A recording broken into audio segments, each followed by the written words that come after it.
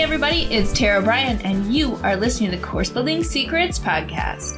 Whether you're a coach or a CEO, the success of your team and clients is based on your ability to deliver a consistent experience and guide them on the fastest path to results. This podcast will give you practical, real-life tips that you can use today to build your online experiences that get results and create raving fans. Why? So you can monetize your expertise and serve more people without adding more time or team to your business. If you're looking to uncover your $1 million framework, package it, and use it to scale, you're in the right place. Let's dive in.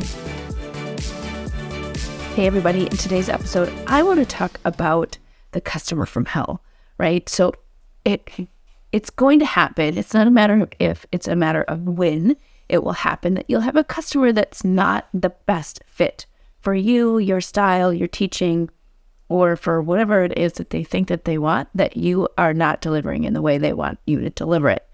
So I want to talk a little bit about that in today's episode.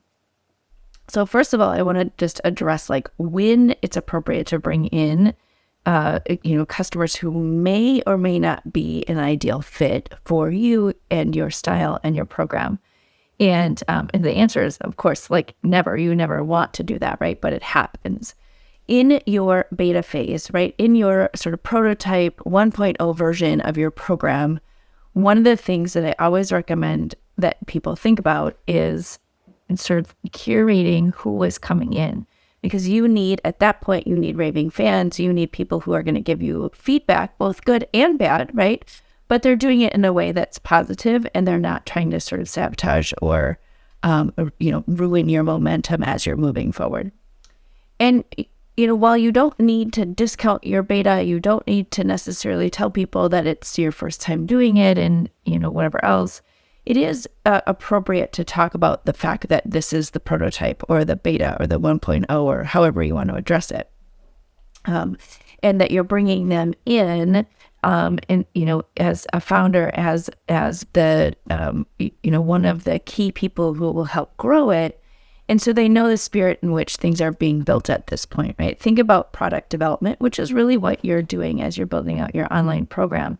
Is product development, when you're creating a physical product, you have a prototype, right? You have something that people are able to test and play with, and you see what's working, what's not working. And you don't finalize the product until you've gone through that testing. Your online program is no different. And so you have to go through that initial testing with real people to know what's working, what's not working, what do they like, what do they not like. But there's a difference between getting positive feedback or constructive feedback and just negative, more toxic feedback. And so it's okay if you are in that situation where somebody is kind of taking a turn from the negative, to let them go, to tell them it's not a good fit, to refund their money and to thank them for participating, but that you're, going to shut off their access. Because what the goal is right now is for you to test and perfect and get your program out there. It's not necessarily to deal with all of that.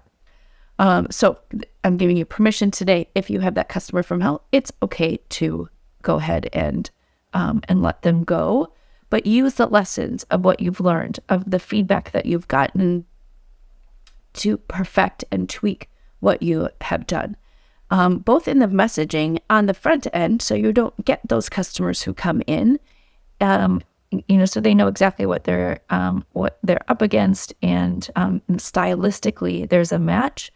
And in your program, make sure that you're using the feedback to again, continue to grow your program, but don't get too hung up on changing things just because somebody is giving you that feedback, right? Really stand behind what you know is working, the style of people that you're bringing in, and that they're really thankful for it, right? So to use the sort of holistic picture, not just the feedback that somebody is giving you, like one person has given you.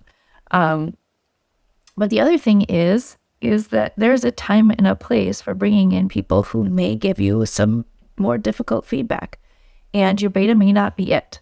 And so it's okay to hand pick or curate the people that you're having in your beta. Sometimes people get hung up on, well, they just want to get as many people in and they want to get as many dollars as possible. And so they let anyone in. Probably not the right time to do that because things aren't perfected. Things are you're kind of in the messy middle of it, right? And so if you see that somebody's going to be more difficult, maybe they have a lot of visibility, so they have kind of the option to sort of make or break your success as you're moving forward. Probably not the right time to have them in. Maybe wait until the next version before you do that.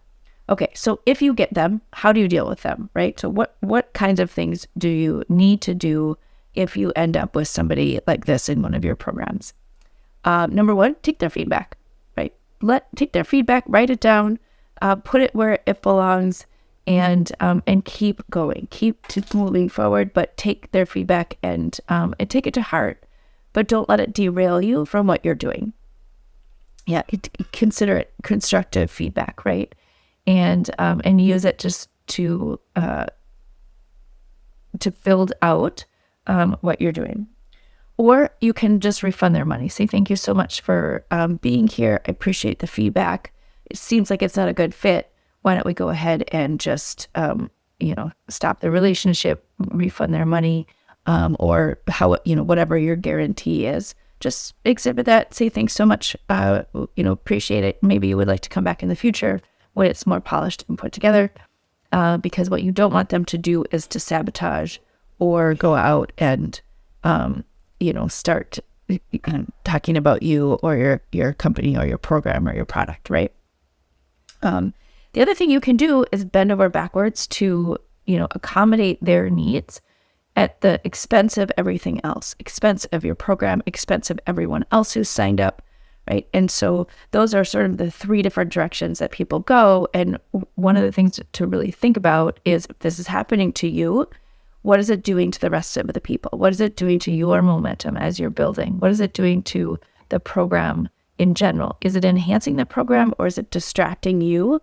Is it affecting your energy? Is it affecting your ability to really deliver with other people? If it is, it's time to sever the relationship, right? Just give them their money back. It's not worth it to have it derail you significantly. And then, of course, take that feedback, take it to heart, think about next time what you would do. There are going to be people that aren't a good fit for your program. There are people who, may need somebody different. If you are somebody who is more, you like to discuss, you like to have long conversations, and you have somebody who's super direct and wants to just get in and get out, you're not going to be a good fit. That's okay. Right? There are lots of people who match your style. So don't force it if it feels like it's not going to be a good fit. So those are some of my tips and tricks for how to deal with customers from hell, but they will come. It's just a matter of when. And the more you have techniques and strategies for how to deal with that, the easier it's going to be as you move forward. But don't be afraid to stand behind what you have. And also, don't be afraid to take the feedback, right? But just don't let it derail you, and make sure that you're bringing people in at the right time. Somebody who's more difficult may not be the best fit when you're first starting out. You really need people who are going to be, lifting you up through this process, giving you feedback, right? You want that constructive feedback. You don't want the happy clappers, but you also want somebody who can deliver it in a positive manner and not try and derail all your efforts. So there you go. Hopefully that tip serves you today as you go out and find those awesome customers that will get results and become raving fans. Hey everybody, are you a business owner ready to streamline and scale your business? Imagine solving the biggest business challenges with clarity, a strategy, and a clear plan. Hey, I'm Bryan, and I want to invite you to take the first step towards transforming your business with a free 30-minute discovery call. This call is an opportunity to discuss your goals, identify key challenges, and learn how my mentorship program can help you achieve the success you're aiming for. In just a half hour, we'll explore how you can scale your business by enhancing your authority strategy, engagement strategy, and retention strategy. You'll get personalized advice and a clear path forward. Ready to take the first step? Click on the link below that's in the show notes to book your free discovery call now. I hope to talk to you soon.